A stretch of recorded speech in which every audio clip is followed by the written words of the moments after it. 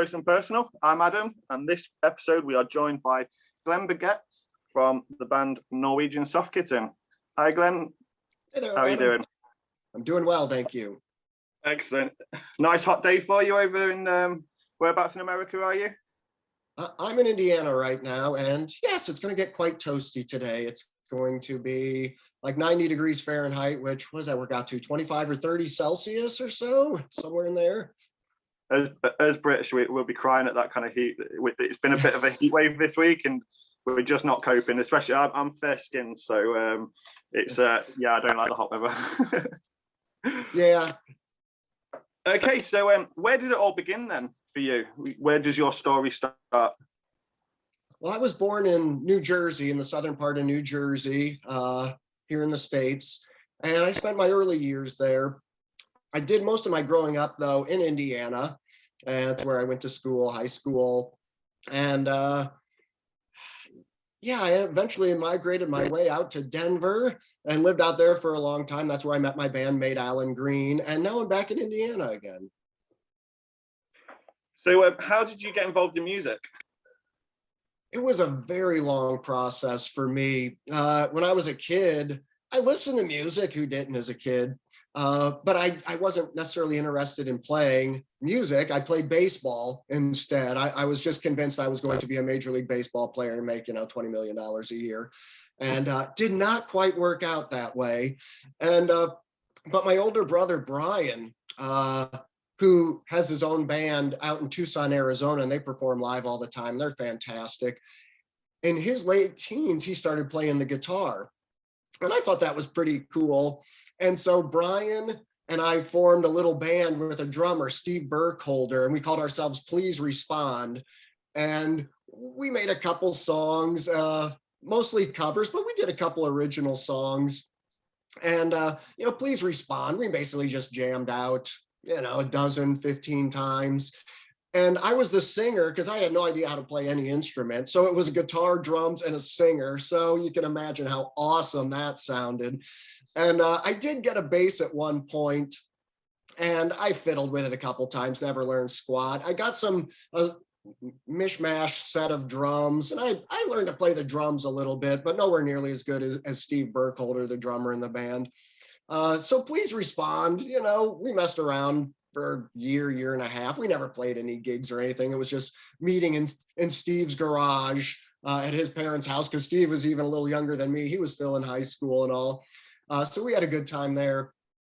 And then I, got playing college baseball and things like that. I didn't do anything with music for a while. And then in my 20s, I saw my brother Brian getting so much better and all. I thought, yeah, this could be fun. And Brian and I re-recorded two of our songs from Please Respond, because he had made some connections out in Arizona at that point, was playing live, recording some material. So we did a little 2-song demo of Please Respond. And so then I started teaching myself the guitar, and I still have the first electric guitar I ever bought. It's the only guitar I've ever used on a Norwegian Soft Kitten song other than my acoustic guitar. And I've had this for 30 years. It's an old Peavey. And I just got a book of guitar chords. And I just started teaching myself, trying to learn like one new chord a week. I wasn't pushing myself too much. And just being able to go between the couple main chords, couple minor chords. And, at times I wouldn't even pick up the guitar for a couple months at a time as I got doing this or that, working, whatever. And eventually it's like, I'm okay at the guitar. I can put a few chords together. And then when I had moved out to Denver, and I started making films, which I had no idea how to do it, but I thought, how hard can it be? So we started making some films. And one of the first people I collaborated with was Alan Green, my bandmate in Norwegian Soft Kitten. And so Alan and I one day met for an Indian buffet, because we both love Indian food. And he came and picked me up, and I got in his car and I saw some drumsticks in his car. And I didn't know Alan was into music. I just knew him as a cinematographer and editor of films. And I'm like, gee, Alan, you play the drums? He's like, oh yeah. I said, well, I play the guitar. Let's form a band. Like boom, right there. And he's like, yeah, you're saying you want to form a band, but everyone says they want to form a band, then they never follow through on it. I'm like, no, trust me. I want to be in a band. So Alan and I, got together a time or two. I cannot say we jammed out because it'd be one of us playing and the other one following along. Like, oh, what if we did this? And eventually, though, we made some feature films together. To Die Is Hard, which is an action comedy, and a film called The Worst Movie Ever, which is a comedy that is every horrible thing we could think of to put in a film. And Norwegian Soft Kitten did the theme songs to each of those films. And so that was the first time I ever actually felt kind of like a musician, actually recording some stuff, playing guitars. And so the theme songs play at the end of each of those albums. And from there, Alan and I thought, gosh, we sound okay. Let's record some more stuff. And so in 2012, we went to the mountains of Colorado and went into a cabin we had access to, and we recorded for over a week. That ended up being the material for our first album, Sunshine on Lava. And then a couple Christmases ago, December of 2020, Alan came from Los Angeles to visit me, brought all his equipment and all, and we recorded 55 songs, all the guitar and vocal parts. And then Alan took it all, the material, back to LA. He adds in the bass and drums and other things and mixes it. So that was the genesis of our current album, On Loan from the Universe. And Alan started work on our third album. We have enough material for at least 2, if not 3 more albums coming down the road. So what music played in the family house while you were growing up? What inspired you music-wise? Yeah, my parents didn't really listen to a lot of music other than, because I came along really late. My 4 oldest siblings are much, much older than I am. And so my parents, my dad was in his 50s when I was born, my mom in her mid 30s, and they were listening to easy music or easy listening music at that point, just the soft instrumentals of songs. And but my 2 oldest brothers, Lawrence, who's a noted poet here in the US, he has a lot of really good poetry that gets published, and my brother Paul, I listened to what they listened to. And Lawrence was into the Beach Boys, but not like their early surfing and car songs, Pet Sounds and Holland and their cool funky stuff getting in the later 60s, early 70s. So I listened to that all the time. I listened to Pet Sounds constantly as a kid, not knowing it was considered one of the greatest albums of all time. So like, oh, this is a cool album. And there I am at 9 years old, just grooving on Pet Sounds. And then my brother Paul loved Elton John. And this was, really early Elton John stuff. I mean, even starting with like Empty Sky and Tumbleweed Connection, up to like Goodbye Yellow Brick Road and Don't Shoot Me, I'm Only the Piano Player. So I listened to a ton of really early Elton John growing up. So that's typically what was playing in our house. We just had the big, huge stereo console in the living room, and whoever put an album on, that's what we were listening to. And it was typically some funky Beach Boys or early Elton John. Excellent. So was there an album that changed your life? I don't know that one's particularly changed my life. I would say certainly Pet Sounds was the album early on. I don't know how many hundreds of times. I just kept flipping that album over and over as I was going about, doing stuff as a kid. So I'm sure that influenced me in some regard. I don't know, maybe the one that influenced me the most, and this is going to make me sound like a real idiot, but our first album, Sunshine on Lava, because I couldn't believe after Alan started sending me the mix of it, because, I'm there at the beginning of the process, recording vocals and guitars, and then I hand it off to Alan, and he's got to do all the dirty work, all the mixing. He plays the drums, he'll play the bass, add in some keyboards, and then possibly strings and horns. And so when he sent me like the first decent edit of Sunshine on Lava, I was like, oh my gosh, like we sound pretty good, and that kind of, I don't know, influenced me or encouraged me to keep writing and songs. And that's when I really started writing a lot of material, which, became the genesis of us recording 55 songs, guitar and vocal parts, in a week and a half's time. So is there one artist you would say you could listen to for the rest of your life if you weren't allowed to listen to anyone else? I would probably have to say it would be Talking Heads. By the time I got into high school, I was starting to hear some Talking Head stuff, and I really liked it. Then when I got into college, had a job where I had a couple bucks in my pocket. Pretty much every time I got a few extra dollars, I'd go to the used record store and buy a Talking Heads tape and just listen to that over and over. So Talking Heads, I never get tired of them. Tears for Fears, I love them. I also, again, I'm going to sound like a jerk, I love Norwegian Soft Kitten. I listen to our albums just over and over and over again because I can't believe how great a job Alan did with them. That's good. What would your death row dinner be? Pardon me? What would your death row dinner be? So if you're on death row, yes. I'd have to go with both savory and sweet. I think I'd have a huge pile of different kinds of donuts on one plate, and then a huge pile of grilled cheese sandwiches on the other plate. And I would just go back and forth from donut to grilled cheese, sweet, savory, salty, back and forth until I couldn't get another bite down my throat. I like it. Yeah, definitely. So are you a tea or a coffee man? I'm a tea guy, but not, I guess, as most people think. I love chai tea latte, and I buy like cases of it, the powder of it, and I can sip on that all the time. Regular tea, I guess I'm a little bit like Ted Lasso from the TV show. I just cannot get used to regular tea. And my mom just drank plain tea all the time because my mom is second generation Irish American. And so her mom, my grandma Hayes, her parents came over from Ireland, and Grandma Hayes she died when I was 7. I barely remember, but she drank tea all day long. Now, Grandma, her idea of tea was, put this much tea in the cup, that much milk, and then about 28 spoonfuls of sugar in it. So she was basically having a chai tea or a tea latte, back in the 40s and 50s and 60s. She was the forerunner of Starbucks, and she had no idea she was. But my mom just drank plain old tea and straight. And I've tried that. I couldn't handle it, but Grandma's tea was fantastic. So when I do drink tea, I usually do a chai tea latte where it's nice and sweet. Coffee, cannot handle coffee unless it's like this much coffee, that much milk, and a whole bunch of sugar thrown in on top.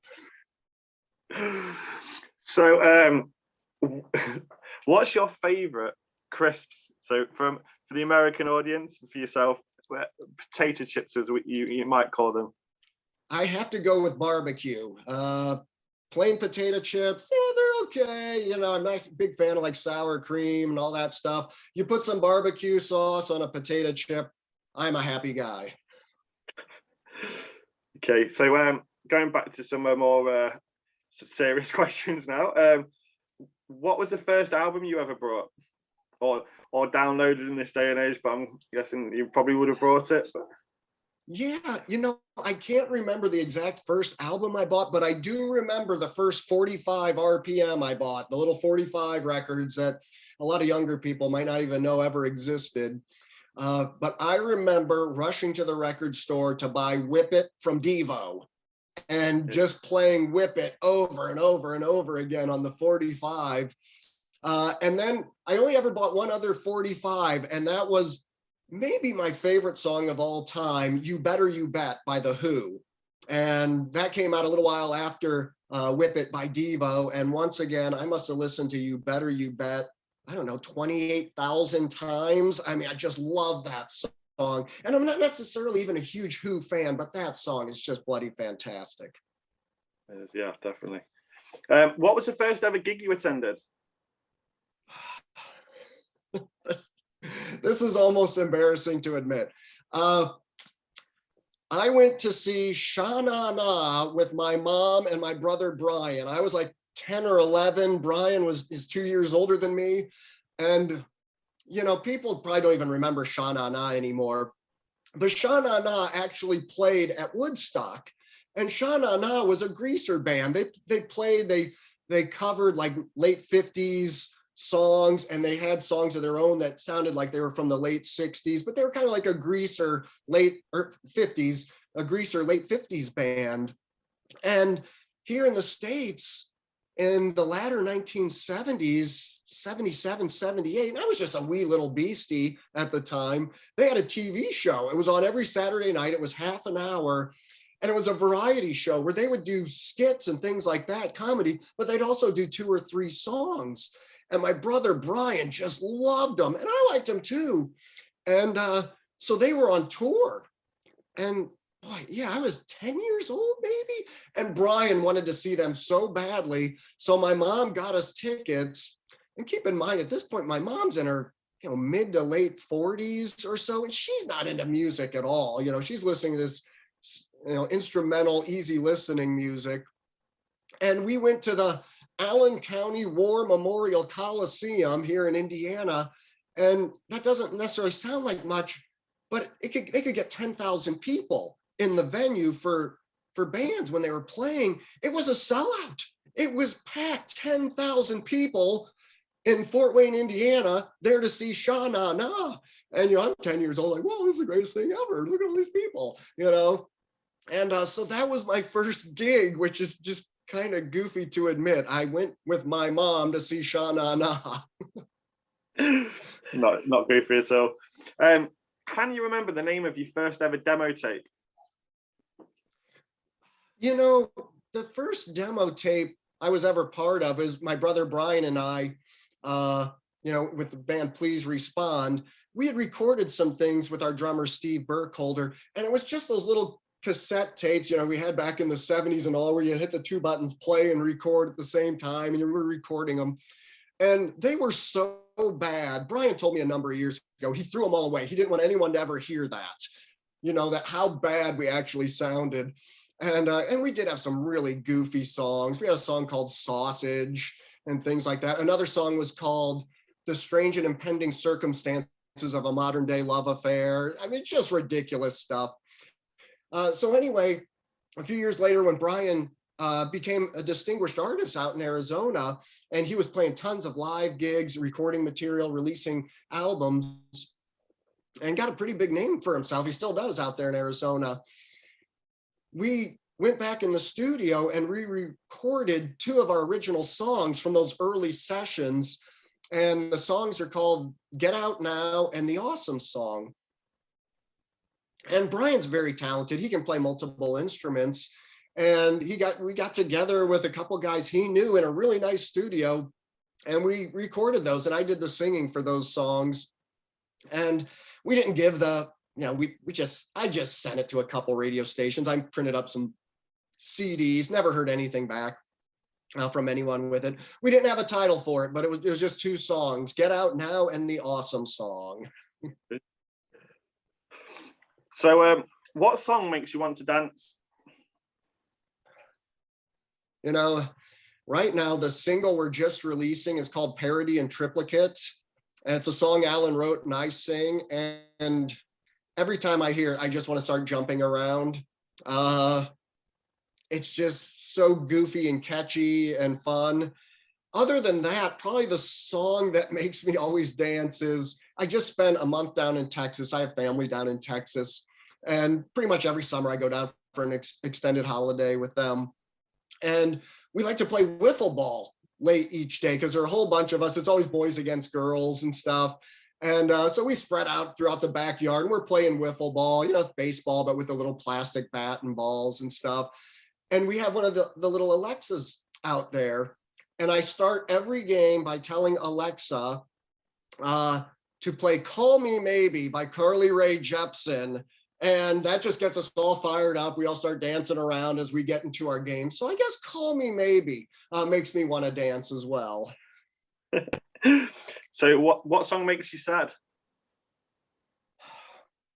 I guess, again, I can't think of any songs that tear me up. I will say, this makes me seem like very conceited and all, but one of the songs from our new album is called Copper Harbor. And it's almost 10 and a half minutes long. And I wrote it about a Civil War veteran, for, people in the UK are not quite aware. The Civil War was fought in the 1860s in the US, North against South, and hundreds of thousands of people died. And I wrote the song about a young Union soldier who experiences post-traumatic stress disorder from fighting in the Civil War. And so his life becomes a life of just wandering. And, there are psychologists around to help him as he's trying to deal with life, having experienced what he did. And I wrote the song about 6 months before Alan and I recorded it. And it took me quite a while. There are a lot of lyrics to it. It's the guitar part's nice to it. Alan added a ton of material into it, though, made it just this huge sweeping song. But I hadn't even looked at the lyrics in about 6 months when Alan said, well, let's record Copper Harbor right now. I'm like, okay. And I didn't even remember all the lyrics. So I had the lyrics with me on a sheet. And as I was going through them, and we just did a take, I went all the way through. And as it got late in the singing of the lyrics, I started crying. And it's like, I can't cry, I'm recording right now. And because I'd forgotten, all I had thought about this character, from 6 months earlier.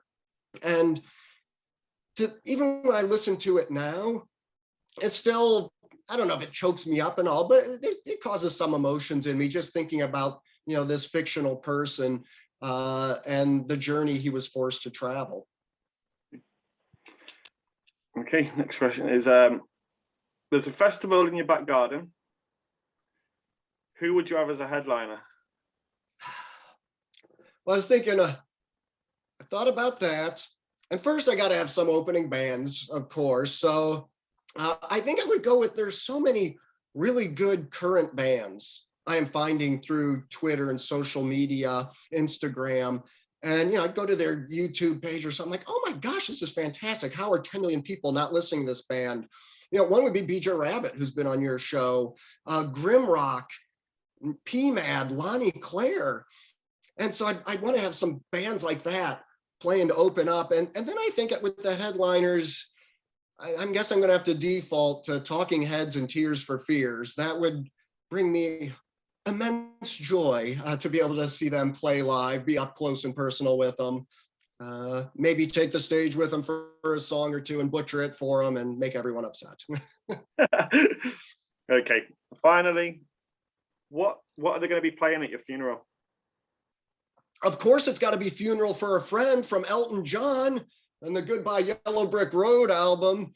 So yeah, I think I'd have to go with Funeral for a Friend.